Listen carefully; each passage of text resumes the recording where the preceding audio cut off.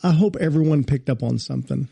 This is just a learning moment. When you ask a question and you wonder why someone didn't understand what you were trying to communicate, better be clear. We just demonstrated that because all four of us thought could have been more different direction. Yeah.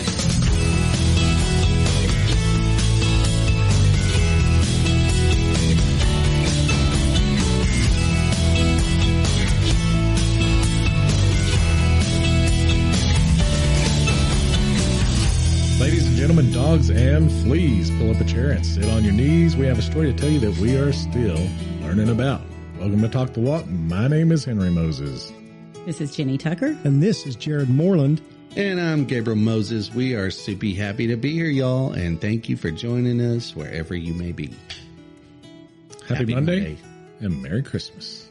And Merry everybody listening. Yeah. Let it begin. And it draweth near. Let's just dive in. I got a question about you got Christmas. a question?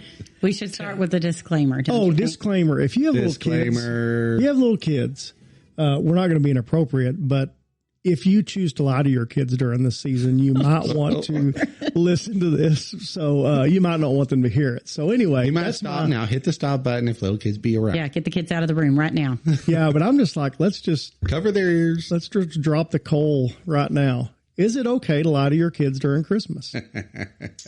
I mean, are we talking about anything specific? Or Santa Claus, Elf on the Shelf. Can we just lie whenever we want? No, I was talking about Christmas. Talking about Santa Claus. I just see the Elf on the Shelf, the Santa Claus, like the great lengths we go to lie and deceive our kids for a gift. Okay. I'm just wondering what y'all's thoughts on that. At Christmas. At Christmas. At Christmas, man. Or is it not lying? Oh, man. It's lying. It's lying. Santa doesn't bring your kids there's presents. The truth and there's not the truth. Now there are times which this is a whole different, but there are times the Corey ten Boom, the hiding the Jews, things of that nature when you're being deceptional toward evil, that I do not believe that it's a sin to lie. And to be Corey deceptional. ten Boom, yeah. Corey we're off of Christmas right. at this point. We're just talking about is it okay to lie? Period. Right. Period. Well, so I think there are times where it's okay, but would Santa and the elf? What is it? Elf on the shelf. Yeah. Would that qualify? Here's what? Here's what it is. We're going to have it's kind of an uncomfortable. Look, I have the solution. It just hit me. All right, hit me. How about this? It's an imaginary lie. Ooh. It's imaginary. I feel a little dirty. I mean, it's not a real lie. Santa's not really real. So it's kind of like a figment of your imagination. Like creating a movie then. Yeah. So, like you're not saying the movie's the truth, but you are telling the kids. So we've made it fully, evidently clear to our kids that this is imagination. Santa's not real. Right. It's imaginary to the adult, not the kid. So you're saying if you're not actually saying that Santa's real, then it's okay. Oh, it's okay by omission. In your imagination. So let me ask you this. So if your sweet little wonderful daughter walks up to you today. Yeah. Daddy, is Santa Claus real? That's Gabe, do you have any kids that believe Santa's real? Yep. Okay. I have one left. You lie then. Mm-hmm. So you lie. Imaginary lie to him. I don't feel like the lie itself is an imaginary. Because it's not imaginary. Because he's gonna like, well, how about this one, for instance? I believe Jenny's husband, Sean, told her sons. Are you deflecting? I'm trying to play attorney here. Let's He hear it. told your sons, Jenny, he said there are sharks under the house. Under the floor, yeah. Or right? Something like that they'll get you. And apparently they believed it and were scared to death about that idea. Yeah. But let's see no how sharks this, under so there. let's see how this goes. Jenny, was that a lie? It was a lie. Okay. See how it's a lie. Very easy. It wasn't an imaginary lie. It was just a straight up lie by the very definition of it. Made up in his imagination. It doesn't matter. All lies. He imagined it. So you're saying a lie's okay on Christmas? An imaginary one about Santa Claus. So let me give you a true. Making up. I'll give you a true story. Compound. It's really uncomfortable. It is. This is a more uncomfortable conversation than I thought it was going to be. So, give you a true story. My wife grew up, her parents started going to church, got saved when she was, I believe, 9 years old. For 9 years, she lived in Santa Claus, Tooth Fairy, Easter Bunny, all of that. And it kind of came to a head one day that she came in wearing her little Easter dress and everything, and she was adamant to her parents that she literally just saw the Easter Bunny. And they were newly saved at this point, and they were really convicted, like, man, we've created the lie, we've told the lie, and we've upheld the lie. And now she believes she sees the Easter Bunny in the yard. Like, it's this deal. That's a problem. And so they just said, honey, we need to talk to you. And they're trying to, like, make everything right because they're brand new believers. Mm-hmm. And so they told them, Angel's very literal, very black and white, and loves the Lord. But this is a big deal. She said, so the Easter Bunny's not real. No, we lied to you about that. And she said, so what about Santa Claus? What about the Tooth Fairy? And then she said, smart kid. Then what about Jesus? Yeah, right. And it was a big deal. She really questioned, then how can I believe what you're telling me about Jesus is correct? Right. Mm-hmm. Oh boy. Yeah. And I agree with that. I do. My position is it's not even just that it's not okay. This is my position. Angel's my wife, by the way. I didn't introduce the subject. Sorry. I was wondering. I don't think on the whole it's okay to tell that lie, especially about Christmas, Do what? I don't think it's okay to tell that lie, especially during Christmas. I just think that Christmas should be, it's not that, yes. And I don't mind people having Santas in their house or me having a Santa. I have Santas because there really was a Saint Nick and he really was a good man. Good man. Yep. However, 3rd century, to lie, that this is who brings your presents at night. First of all, Jesus is the giver of all gifts. All good gifts come from the Father above. And he was the ultimate gift from our Father. And he was the ultimate gift. And that's really the whole, that is the purpose of Christmas, is the birth of Jesus. And so I do think that, and I did try to tell my children, no, there's no Santa Claus. I did. Then my oldest son, when he was 5 years old, went about like the business of trying to prove me wrong. That yes, there is a Santa. And so I caved and I wrapped a present and wrote in left hand from Santa. I was weak. But I do think that because of what Christmas is, it's really not a good thing. And especially what you said, Jared, that really, the psychology of that is important, of what they question after. We were intentionally told David the truth. Now, my mom did not like it growing up. Mm-hmm. And she finally told David, well, if you don't believe in Santa, then you're not getting gifts. But he knew there was no Santa. It became truly... But your mom wasn't a Christian, right? No, so I do have two parts to that. So, and I explained to my mom why, our moral, biblical convictions on why we're not going to lie to him. I said, now, Mom, he knows the truth. If y'all still want to pretend that there's a Santa and do all that stuff, that's fine, but it doesn't take away from the true meaning, and he knows the truth. We've told him the truth, and he knows you're not lying to him. Let's pretend. And so to this day, and it's in memory of my mom, we still have the bag that my mom put all the Santa gifts in, the tag that she wrote on. David still to this day gets a gift from Santa, and he writes a letter to Santa, but it's kind of cool because he knows he's writing to his dad. Me and him write a letter to each other once a year, and it's really, really special, but it's under disguise of him writing to Santa and Santa responding to him and updating him on the elves and Mrs. Claus. It's pretty cool. Sad that I don't have that same tradition.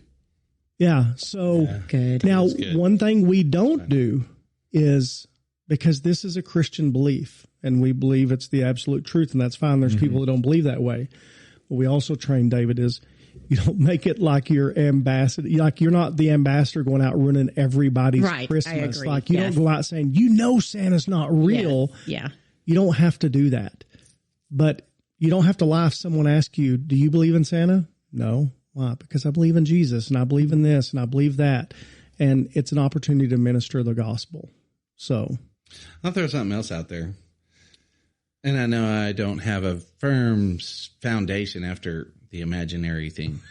But I'm just going to go ahead and move on and expect y'all to do the same.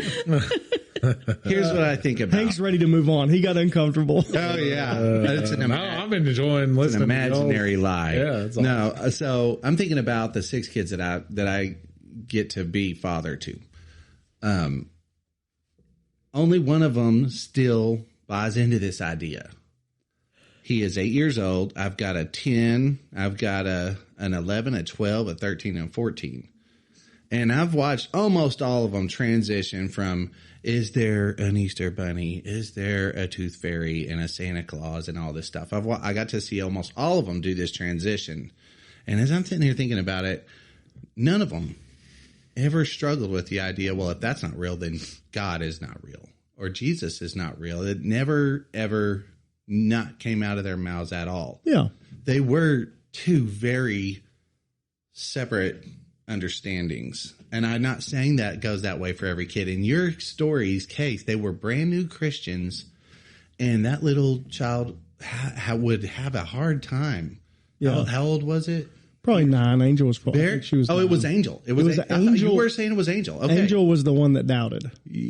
Was the 9-year-old. She was the 9-year-old. Yes. Said. Then what about Jesus? Yes. Yeah, that's a man, yeah. So, and I'm like, okay, that being said, okay, so great. Good for you, Gabe. Your kids didn't struggle with that, but surely Angel obviously would. What's the ultimate answer? Should you do it or not? I'm like, well, I think that, you have to kind of ask yourself, so we're told not to lie. Mm-hmm.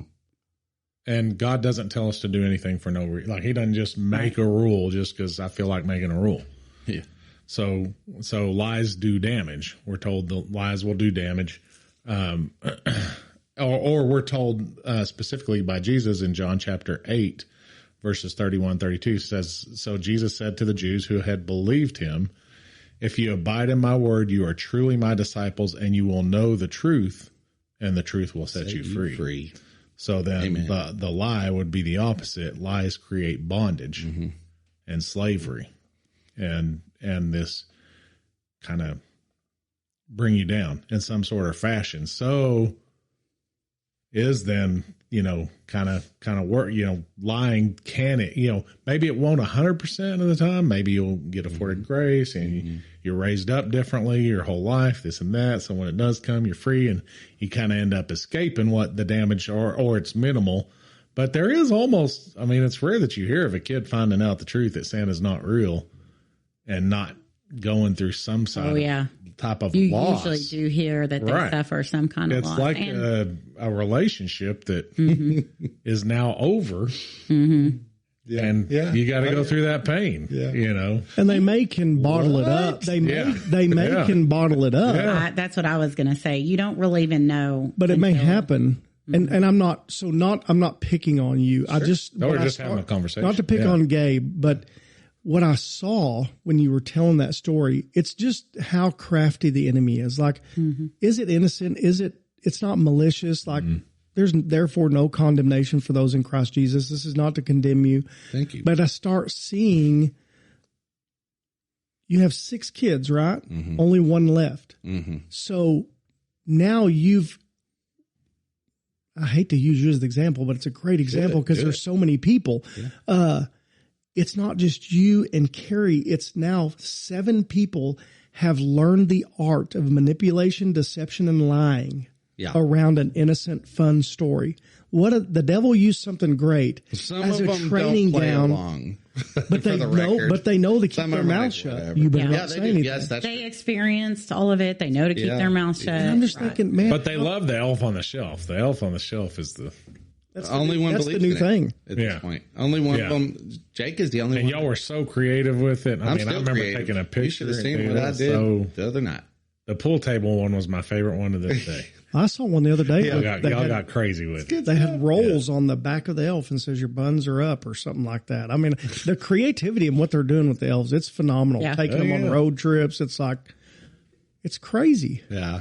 And it's kind of saw a video the other day. I saw a little short video of a guy. Well, it wasn't the elf on the shelf, but a dad showing up to pick up his daughter from high school with a Buddy the Elf. Oh, I saw that. Did you see?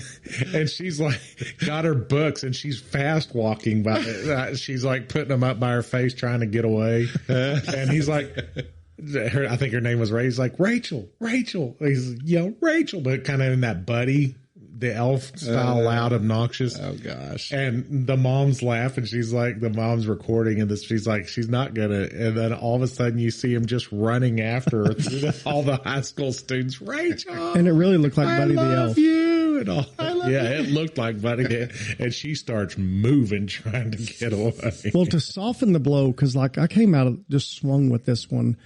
Man, for people listening, I hope it just makes you think. That's all. Yeah. Like, exactly. Not to condemn you, make you feel. I don't want you to think you're going to hell or anything like that. It's just like, that's it. But it's just interesting. The like whole idea of what we think is just so innocent can just have a massive impact. Well, and it's all these things are things that you can't see, but we told you they're real. So I don't see how you can't put Jesus in that category because you can't see. You know what I mean? Then you get to know Jesus and you experience. There is more. He is more than just a story. He is working in your life. You see signs that he's there, but the original in the mind of a child is why you have to really think that one through. You lied to me about this. Is this other? And if we, obviously almost every child goes through, have I been lied to about Jesus? Almost every child does ask that question. Or human. Usually or adult. Right. Yeah, absolutely. But I think that as I've seen it in most kids, mostly when they're like upwards teenagers, 16, something like that, they start really questioning you and wanting to listen to other people and all of that. And so, Yeah, teenagehood is definitely a place and time of questioning. Yeah. So to be able to say, do y'all have a clue what you're even talking about? Well, because kids are so good at throwing everything in your face to try to be right. And that would be the one thing. Well, you even told me Santa Claus is real and he's not real. And that's their basis for not believing in Jesus because they're going through the struggle that had nothing to do with Jesus, but now that's their crutch. Their way out. Yeah, it's dangerous. Which I love it because that a way out of what? A way out of accountability. A way out of doing what's right, a way out of the idea that there are rules and expectations and correctness and truth that we do have to abide by as Christians. You do have to follow what parameters God put out there. And every human in the world seems like, I don't know any except Jesus, of course, who didn't fight the parameters. It's like, this is what is good and holy and right to do. But they're people without God, they just don't want to accept the idea that there are guidelines and a path that God laid out for us to do the right thing, to follow Him. The gate, the path to hell is wide, and the one to heaven is narrow, and everybody wants to get out of it. And it starts at childhood, teenagehood. It seems like I don't want to believe those are your rules. You made that up. Oh. Okay. Cool. True. It's fun. We beat that one down. So next week we'll have some other fun Christmas stuff to talk about. We just got out of the gate hot with that one. Jingle bells, suckers. On that note, how about we get into it? Let's go. All right. So today we are going to jump back into the hymn series. And how many have we done so far? 2? Mm-hmm. Yep. Good. Awesome. They've been interesting. So today we're going to be covering I Surrender All. So I'm sure this is one that everybody knows just about. And if you've been a Christian for more than a month, you've probably heard it. It's old school. Well, I don't know. Maybe not if you're a new Christian, but definitely if you grew up in the 80s and 90s, Well, even before that, I think, since it was a hymn, right? True, but I didn't grow up before that, so I just know what we heard a lot in the churches we went to. We heard this one a lot. We definitely heard this one a lot. And so you probably got that rolling around in your head, but it was composed, a little history on it. It was composed by Winfield S. Whedon in collaboration with lyricist Judson W. Van Deventer in 1896. A long time ago. It was a long time ago. I had an aunt that was born in 1895. Wow. Aunt Lottie. No, you did not. Her name was Aunt Lottie, and she 1895, aunt? A great aunt. Okay, great aunt. Now, it might have been a great aunt, but it was on my man. dad's side, and she dipped snuff. Okay. Why do you remember that she was born in 1995? Because this was probably, I was born in 74, so it's probably 80s, mid 80s. All right. No, early 80s. And I just remember finding out how old she was and did the math. And I was like, she's old, bro, in the 1800s? That's kind of cool. Yeah, 1800s. That's pre-flight. Well, what was the Wright brothers? 1900s, right? Early. Nah. Yeah, early 1900s, I think. 1906. Like 1906, I'm feeling 06. Yeah. Is somebody going to fact check that? All right. So this was in the 80s, and she was born in 1895. 1895. Okay, that makes sense. It makes sense. So a long time ago. Yeah. Yeah. Anyway, just think that's cool. 1895. Well, if you find a dime. I was just going to say, there if you find hymns? a penny that's in the 1800s. I wonder if is anybody writing hymns now? Jen, you would know better than us. No, they write songs. Of course. Yeah. They're writing songs. And sometimes the songs get entered into a hymn book. Yeah. We have a hymn book that has some more modern songs in it. Yeah. The new, what is that? The Global Methodist Church. Mm-hmm. Do you have one of those? Yeah. Mm-hmm. Yep. I'd like to have one of those. It's cool. It's a good hymn book. It's got old and middle and not the new kind of soaking. Mixture. They call them the soaking songs. Yeah. Those aren't in there. We've dived into that already. Did Dennis Jernigan stuff make it? No. Man, he wrote some good stuff. I'm surprised. He's like, he should be in like the hymn category, some of his stuff. Yeah. Like, he ought to make a hymn book at some point. I don't know any of his songs. I recognize the name. Me too. Sing a song, Jared. Oh, great is the Lord Almighty. He is Lord. He is God indeed. Yeah. Oh, that's great. good. He did a lot of Jewish type stuff. I like that. That's good. Love Dennis Jernigan. Oh, that makes, because Angel's big time Israel, so yeah, but that makes sense then. Okay, we'll finish out the history. Back to this real quick. Okay, its historical significance lies in its widespread use across numerous Christian denominations, encapsulating a universal call to faith and surrender to a higher power. The hymn emerged during the period marked by religious revivalism in America, with its simple yet profound message of total surrender to God. The hymn stands as testament to the transformative spiritual journey of its lyricist, Van Deventer. An artist and teacher by profession, he faced a pivotal crossroads in his life, caught between his secular career and the calling he felt towards evangelism. After many years of indecision and spiritual introspection, yeah, you didn't get me on that one, Miles, finally made the decision to embrace full-time Christian ministry. Let me ask y'all. I think that's powerful. Yeah, me too. That was when I was reading through the notes. That's the crux of the hymn, I think. Me too. Same thing. Have y'all ever wrestled with, am I doing enough for the Lord? Am I focused too much on all the time? The shallow, I mean, the earth, things of the world. Mm-hmm. I mean, I think all the time. I'm like, you don't have to ask that question. Yeah, regularly, daily. Let me ask y'all this. Just a yes or no. Would you, if given the opportunity, if you could make the same amount of money doing full-time ministry that you do in your current jobs?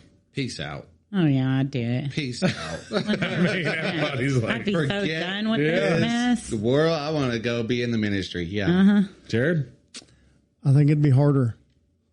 It'd be hard for you to say no? Because, What would be harder? What are you saying would be harder? So I think about, because I think like you'd be so done with this mess, because I work for a for-profit company just like y'all do. Mm-hmm. And and my wife works for the government, so they just have to set a budget. Their revenue stream is guaranteed. And, but I mean, the same struggles on the full-time ministry side. I mean, they have revenue issues. I mean, to make the same amount of money, then I'm thinking, my gosh, that's still high risk. It's just as high risk of selling a home or what we do for a living. No. I'm talking about the money's guaranteed.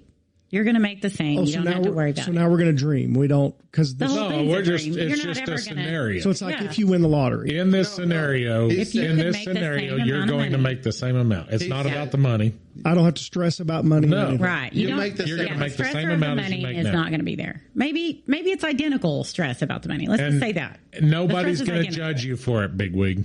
Because you'd be you'd be a Joel Osteen with the money you make, dude. Let me just, because I'm like, wait. So Jared, you'd rather do what you're doing than be in the ministry. That's what it comes down to, excluding the money. I feel like I'm in the ministry full time already. You are, because I do. I'm called to minister to the people I come across with at work, not just at the church. Have you ever worked at a church? No.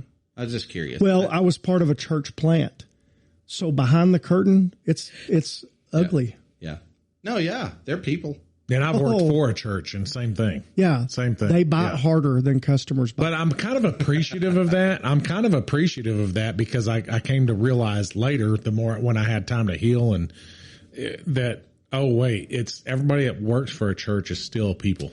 So, and I think about this. I think about volunteer. When you're leading, I mean, that's why a lot of mega churches pay for volunteers, because at least there's this thing. There's certain volunteer positions that head up because they need the accountability. They need to be able to tell them what to do. Isn't that a contradiction in terms? Yeah. Paying like volunteer. We could split hairs on the word. No. Words have meanings, as one of my clients told me last week. Dang, I got to hear about this. Words have meanings. I agree, they're either a volunteer or they're paid. Fair statement.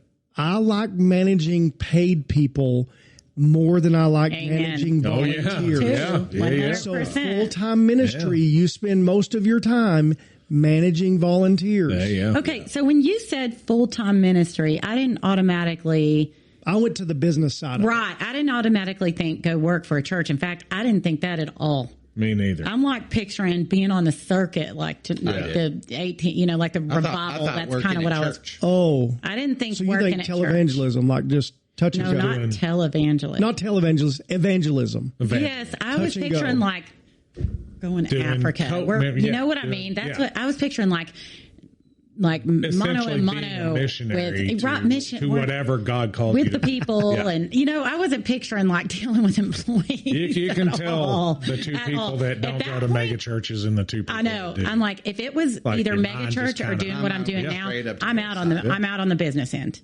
I will stay where I'm at. There's no way that I would go to work at a big church making the same money. If that was it, then no, I'm out on that. I would stay where I'm at, because I do feel the same way as you, Jared.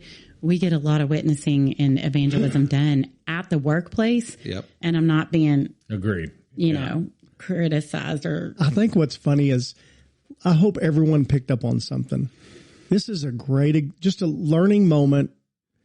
When you ask a question and you wonder why someone didn't understand what you were trying to communicate, better be clear. We just demonstrated that because all four of us thought could have been more different direction. Yeah, 100%. So let's circle back around to that, because the whole idea. Restate your question, sir. Yes. I felt like you were going somewhere. I was going somewhere, and this went off the rails, which is sometimes fun. So I think everybody that's listening still loves us, or is praying for us heavily. But heads up. So start over. My name is Henry. Nice to meet you. Simmer down, fellas. Okay, ladies. So what I'm trying to get at. If you could spend full time doing ministry, business aside, don't have to worry about finances, is there this draw? Because the whole, coming back to Van de Venter, I hope I'm not butchering his name, he felt the pull. I mean, he really felt a pull, and he actually now did end up going on to embrace full-time Christian ministry. But he had this, he was torn between, he had this gift of music. And so, or as a lyricist. And so he was torn between writing music for profit or writing it for the ministry. It was writing music for profit? Mm. Are you sure? Well, he was caught between a secular career and then felt... Or secular career. That's true. Yeah. Doesn't really specify. Because I don't think, because he actually said, first of all, it took him 5 years to actually make this decision. And he was torn between a career in art. Oh, okay. And in between, I'm just digging around on the internet. Oh, good job. And then going into full-time evangelism. And he says, but Jesus put a song in my heart. And the song is, I Surrender All. Mm. But that's powerful, though, because, so back to your question, Henry, Hank, whoever, everybody calls you a different name. Would you, I mean, just the thought of, would we lay down what we make and the careers we have and the life we live and surrender it all to Christ? I would think no guarantee of the money. You have no guarantee of money. Is the right. Would you put it all aside in response to Christ to do full-time ministry, surrender it all to him, depending wholly that he would provide? If you were called to. The answer, the answer's already been answered. Yeah, we are not doing it. Every one of us says no to that. We all say no to that. Yes, that's yes.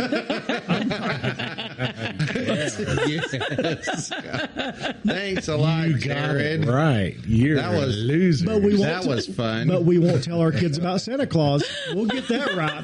We're not gonna lie about Santa Claus, but by golly, we ain't giving up that cash. Oh gosh! I'm like, no guarantee of money means no food. No, I mean, I know. So like, and also like, what am I supposed to do with my house payment? And I'm like, I made a promise to them. Yeah. And I'm supposed to honor okay, it. so every person's not called to ministry. Otherwise, industry wouldn't happen. And when you say that, it means not called to work at the church. But I think, or go evangelize in Africa. Full time. Okay, everybody's called to ministry, but not full-time ministry. And so I think the key, like working through this idea of the hymn, I surrender all. What does that mean? And what does it mean? Because it's going to mean something different to each person. I got a story. But does it? Okay, cool. I will let you get there. And then I have something. I heard you had a story. Okay. So Jenny, ladies first, and then Gabe. The heck? I'm kidding. Well, it's not funny if I just say okay, so. I have so many things I could say right now, but I'm going to be appropriate. Finish what you were saying first. The whole idea of I surrender all, in these times that we live in and in the industry that we work, the mortgage industry, kind of scary. And if you don't keep your finances just right, if you don't keep your credit just right, all these different things can cost you your license. And so I've had to, and I know y'all have too, really reconsider, I guess, is my faith where it needs to be in the Lord? Am I completely okay if everything falls apart? Mm-hmm. Do I truly surrender daily everything in my life, whether it's my house that I love, my truck that I really enjoy, my way of life, just being real about it? Is that all? Is everything in my life truly surrendered to the Lord? Is it an idol? Yeah. And I would just ask y'all, how do you know if it is or not? I feel like a lot of our conversation so far says that it isn't.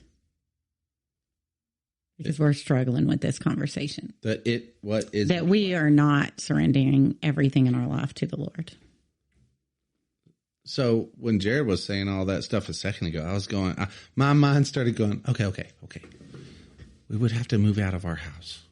Mm-hmm. We'd have to maybe move into that rental property that's like a 2-bedroom, 1.5 bath with all 8 of us in there. Okay. So I think the fact that your mind already goes to your way of thinking and your way of strategizing without ever consulting, Lord, what would you have to say for me to be my first step? Well, we're not in surrender. Well, I'm not living it. I'm thinking about it, see, for about 2 seconds. I haven't. We're sitting here with headphones on ourselves right now. I mean, it's like, don't be judging me. I'm like, you hold your horses there. Jared's just throwing down the Gabe joke. I would say that about myself, though, because we talked about this. We talked about this a few weeks ago. My first mind goes to fixing things myself. I can battle all day. Yeah. No, I'm not. I'm not trying to pick on you. I just know me. The first thought is, what would I do? How could I survive it? How could I survive surrendering all to God? Okay, we would still have a house. I mean, you got to think God gave you a brain. Right. I know how to tie my shoes without consulting God. I can tie my shoes. Yeah, that's right. No. Wow. You can't compare tying shoes to surrendering all if God called you to, I'm not. I'm just saying, don't judge me, Jerry. I didn't say a word. That was Jenny that time that got you. No, I know, but you got me before that. You started the whole getting. I know. I'm done. I'm done. A lot. I'm done. Maybe it's because I say a lot of weird stuff. But I do. I'm like, would any of us really surrender all? Or what does it mean? I do want to tell a little story that I wonder if it pertains. Hit us with your story. I'm dying to. Please. My little stepdaughter, Mary, all right, had Lyme's disease, as most of you know, for several. Wonderful young lady. Sweetheart. Yep. For a few years, we did not know what was wrong with her. Mm-hmm. She got a tick bite from a deer tick or something, and it gave her Lyme's disease. Yeah, y'all were thinking it was years. A million different things. Yes, the worst. Autoimmune disease, lupus. Thought that we were being told she wouldn't be able to have babies when she grows up. She couldn't play sports without major back pain, rheumatoid arthritis, all sorts of wild things for like 2.5, 3 years, something like that. Well, toward the end of that, like about a year ago, right when we found out what it was, we started our medication. She started playing basketball again, and it was still kind of tough, but she was able to do it without major pain, and we knew we're on the path out of this nightmare. She was in so much pain that whole time, crying at night. We didn't know what to do. So anyway, basketball game last year, it was some kind of a major game. It felt major anyway. It was just a game. But they ended up losing. Her team and her lost that game. And it was a free throw that Mary ended up getting to make that shot, and she missed and they lost. But right before that, she prayed and says, God, I'm just grateful to be here, to be allowed physically to play basketball. Oh, wow. So she prayed that before she made the shot. It'd be fun if I could make this shot, God. Right? Well, she missed. They lost. We're out in the parking lot. Like a movie. Oh, it was very, very much. This was a tough. I can't even express how bad this all was, but and how glorious. After that game, we were in the parking lot. I come walking up, and she is bawling to her mom, and to Carrie, my wife. And I was like, oh, man, tough loss, I go up. She's bawling in happiness because she is able to play basketball. That's so and that good. God released this thing and showed us what was wrong with her after 2.5 years of suffrage. So last night, fast forward a year later, last night we're at a basketball game. And guys, this was the game of the century. The score was 20-21. That's how it closed out. And I mean, it was a battle. Those other girls on the other team were shoving our girls down, literally shoving them to the floor. And it was just this battle back and forth. We get to the last minute and it is 17-20 and we're down. Mary's doing all this crazy running around. She's the top player on the team, hands down. She's a leader. She's little bitty, but she just loves basketball. We end up getting back up. It's 20-20. Mary steals the ball with like a few seconds left. And she running down the court and she gets shoved and misses the shot. And it's a foul. Free throws. Two free throws. Yep. Misses the first free throw. And we're all like, oh my goodness, I can't take this. It was intense. So intense. We're all, when she went running down the court. So the score's tied at this point. It was tied. Yeah. 2020. Okay. She goes running down that court. We all literally, the crowd involuntarily slowly rose to their feet as she was running down the thing. It was so intense. You're making this up. It's so real, dude. I have a visual of it. You can see it all. I can hear the music. Dude, they were, everybody in the, it was wild. Yeah. So she gets her second free throw. And at that moment, she says, we later find out that she said, Lord, you brought me to this moment. Mm-hmm. I thank you for bringing me to this moment and letting me get to play basketball still. It'd be fun if I made this shot. The same thing. The same exact prayer. Okay. Swoosh. She's nothing but nets it. And I mean, everybody screamed to high heaven. Yeah. But we didn't know what she was doing out there. She told her mom. She went home with her dad that last night because that's his time with her. And she texted Carrie, I was talking to Jesus. It was all Jesus. It wasn't me. And it was, let everything you do glorify him. Let it be to him. Let it be about him. And I felt like she get that. When she handled it so well in defeat and then just, it's like the Lord's wink, like, okay. Yes. Yeah. But she did grasp the whole surrender because it was never about the game for her. She's just grateful to be able to participate. Yes. I think it's the idea of lordship. Over your we whole call life. Him Lord, but do we actually submit to his lordship? Which is what ultimately surrendering all is. And I think of Philippians 4 that talks about experiencing his peace that surpasses all understanding. Yeah. And when I was young, it just seemed like a supernatural, like, oh, okay, if I'm a Christian, I get to have this. No, it's results because of our submission to him. It's not, he comforts us. He puts us under his wing and he does all this, but we can, when we're trying to keep control, then we kind of remove ourselves from that protection and so to me, that's the sign. The sign is being able to walk in that peace. If you're walking in peace that surpasses all kinds of understanding, I think that's the King James version of but I just like that, the way it words that. Oh, it's fantastic. Surpasses all kinds of understanding. Like, it just makes no sense at all. You walk in this peace no matter what your circumstances are. His ways are higher than our ways. Yes. I mean, we can't grasp it, but you walk in this peace. And so now at work, the more I've started to line myself out on this and say, it's a red flag. If I'm experiencing anxiety, if I have chaos going on around me, if I'm lashing out at people, whatever the case may be, I know then there's something in my life that I am not surrendering to the Lord. Oh, that's good. And I'm counting on myself to handle, and it's not going well.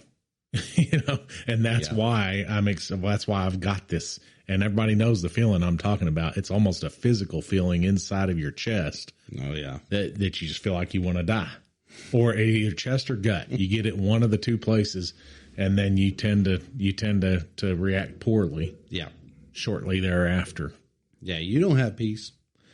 Well, we're so competitive. I think everyone at this table, I've got to know Jenny really well since we've been doing this podcast. And I know she's competitive. And I was just thinking, man, when you think of the word surrender, it's a battle term. And if Jenny's working on something, I mean, I could just imagine you and your work. Jenny is leading your company and you're just struggling with something and somebody walks in and says, hey, just surrender.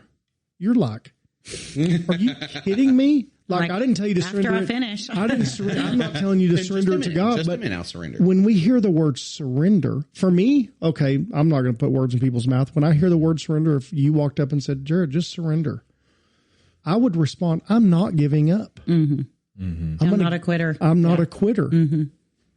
And the song is, I just love the lyrics. And I think about All to Jesus I surrender. What is all? It's everything. All. That translates in the Greek to everything. Yes. All. Yeah. All to him I freely give. I saw this visual of somebody with just a bunch of money on the street just saying 100 for you, 100 for you, 100 for you, 100 for you, 100 for you. Mm-hmm. But do we do that with our life with the Lord? Freely give. Do we freely surrender to him? So when we read the breakdown that Miles had sent us and read the lyrics, I just think it is a call to action. It's a challenge. Like, I got lots of room to grow in this bad boy. Oh, yeah. And I think it's something that you have to, like, okay, so there's a Bible verse that David says, I can't remember, somewhere in Psalms, I will love you, O Lord, my strength. I've always loved the way that was worded, because most of the time you simply say, I love you, you know. Mm-hmm. Mm-hmm. And so then David says, I will love you, O Lord, my strength. And this hymn says that at one point, all to him I freely give. I will ever love and trust him. Knowing in some way or where in your heart that I may not be doing this now. I want to. Mm-hmm. Almost like you have to proclaim it and sing it and walk in faith and keep saying it until it becomes reality. I believe, help my unbelief. I believe, exactly. Like yes. The heart is there. The heart wants to have a desire to be there. It is a process. Yeah, you got to have grace for yourself in it. Exactly. Otherwise, you'll never grow. You'll never get there. Yeah. Yeah.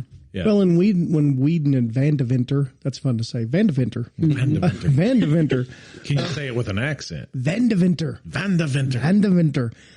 But when this isn't scripture. I think it's a song of faith, in my opinion. Like, right. He knows what he has to do to transfer from this secular job to full-time evangelism, in his presence daily live. I mean,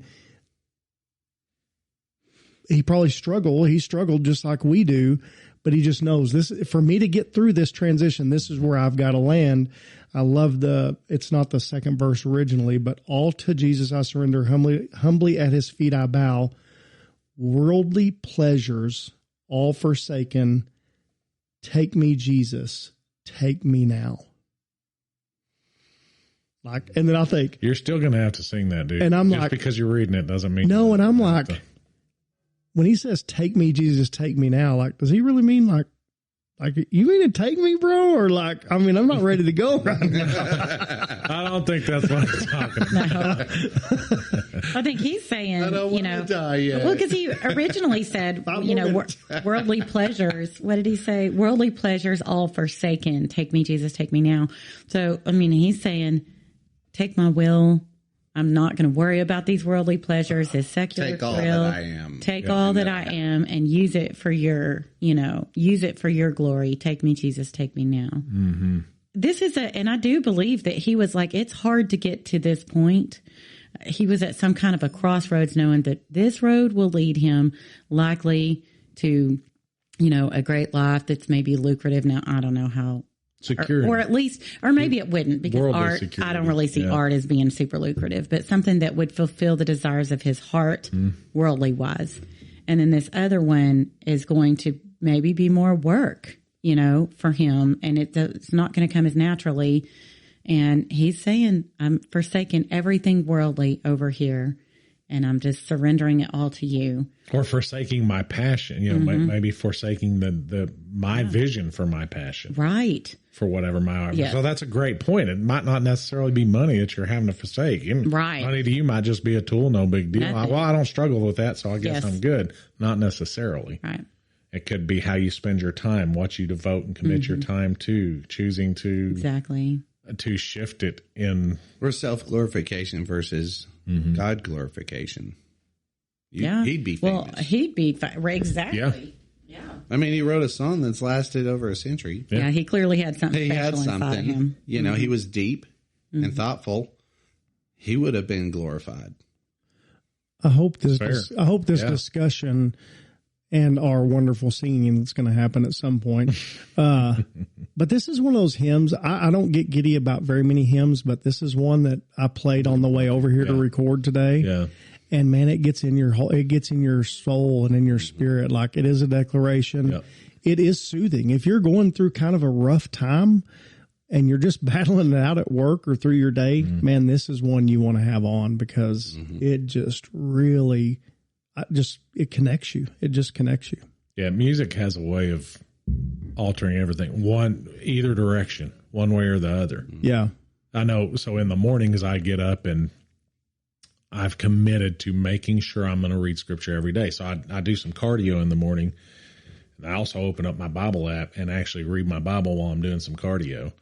And even if I don't feel like it, I do it anyway, because I know I should. I know it's what's good for me. I know it'll be good for my spirit. And so I can be in a not so good mood, and just from making the decision to read the scripture, it starts to change. And then my mind alters. I'm being transformed by the renewal of the mind, right? And my spirit starts to, and I feel, then I'm good, man. I'm ready for the day. But I think the right music can also have that effect. And these hymns, especially looking at hymns, the depth, they're really telling a story. I mean, that's kind of what this whole series is about, is the lyrics to them come from something deep within the writer, the author. And so, I mean, it does say here, one of the notes, the core message emphasizes the relinquishment of personal ambitions and desires to embrace a life guided by divine will, not necessarily giving up one's dreams, but rather about being willing to submit to a path ordained by a higher power.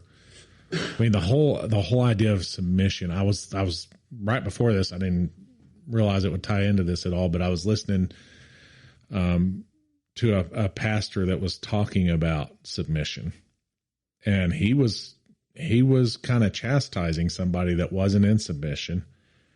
And he said, but he made the statement, submission is not something that you agree with. Submission is something that you do when you don't agree. Mm-hmm. If you agreed with everything, you would never have to submit. Yeah. Mm-hmm. So surrendering is saying, even if I don't get it, I don't have to fully get it. I don't have to fully get your plan, Lord. But I submit myself. I submit my will. Take my, what did it say? Or who read that a second ago? Take my all, or take me now.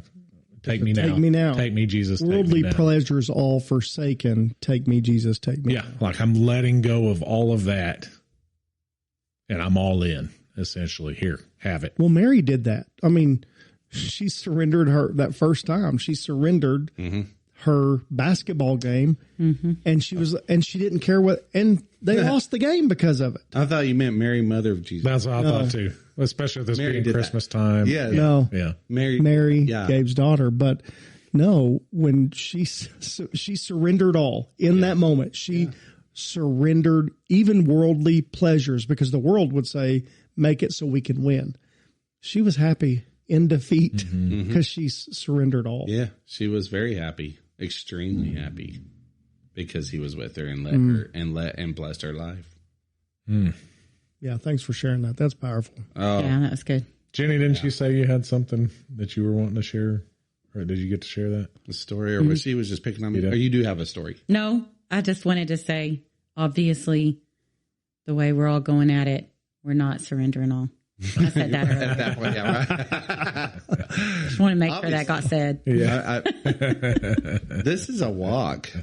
It is quite the walk. It really is. It is life, and I'm like, And I feel like we go through phases of surrendering and then taking it back and then surrender. And I mean, I can think of times, especially after you've gone through sometimes a major trial. You know, we've talked about that on Lost Child.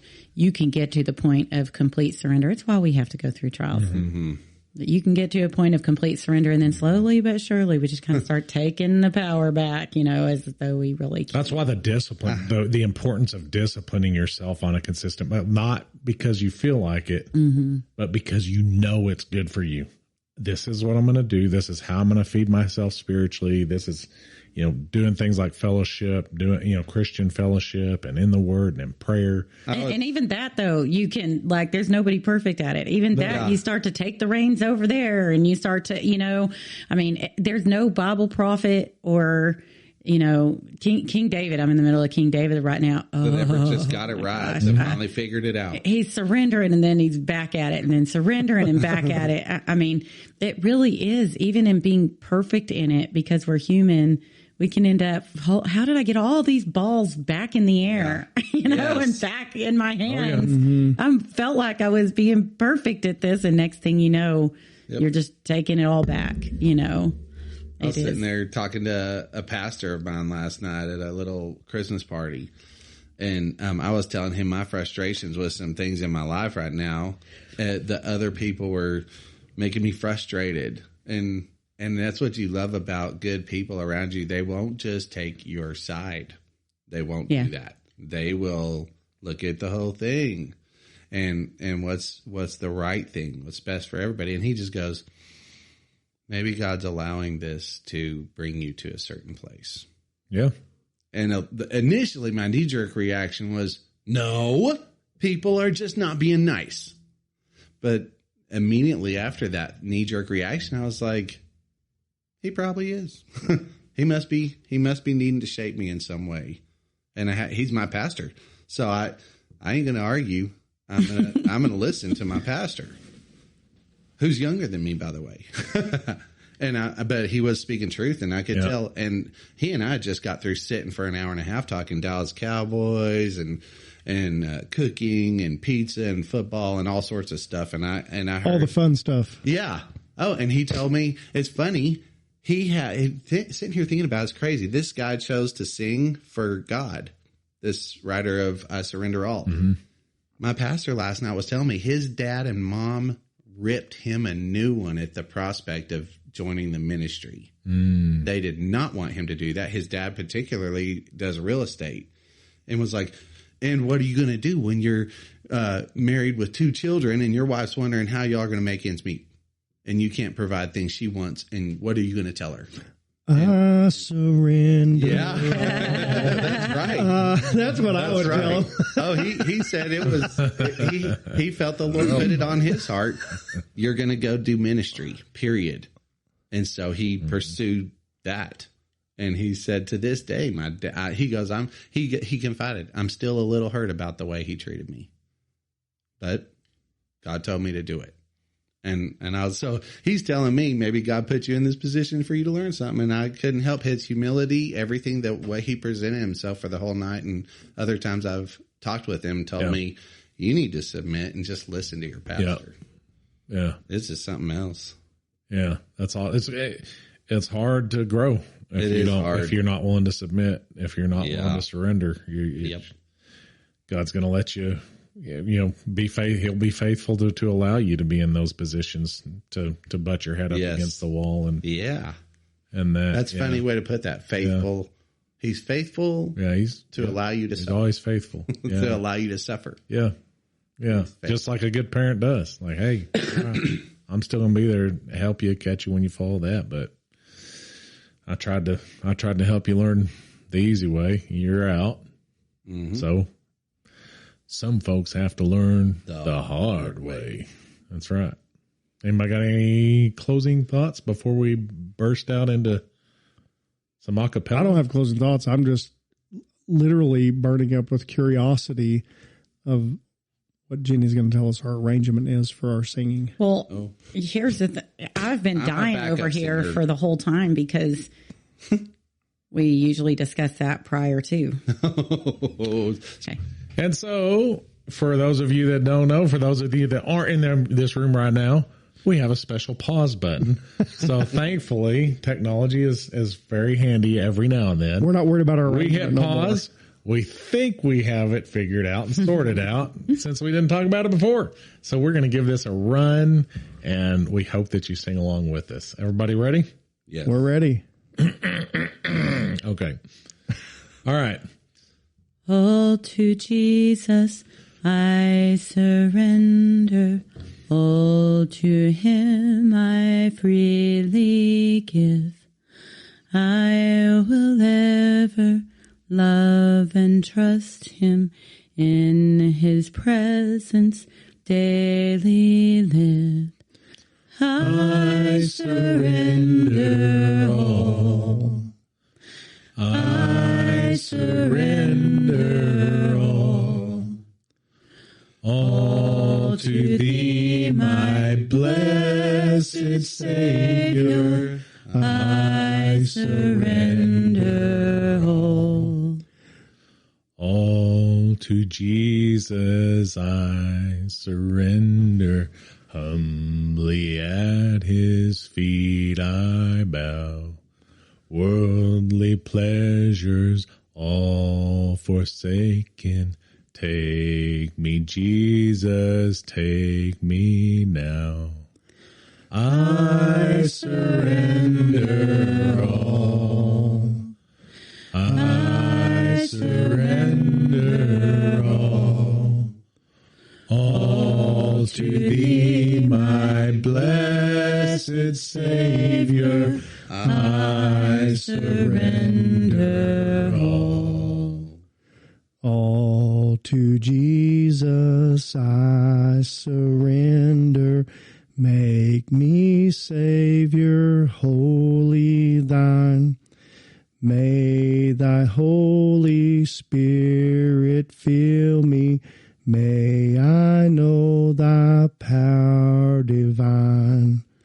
I surrender all. I surrender all to thee, my blessed Savior. I surrender all. Go ye into all the world and preach the gospel. Amen.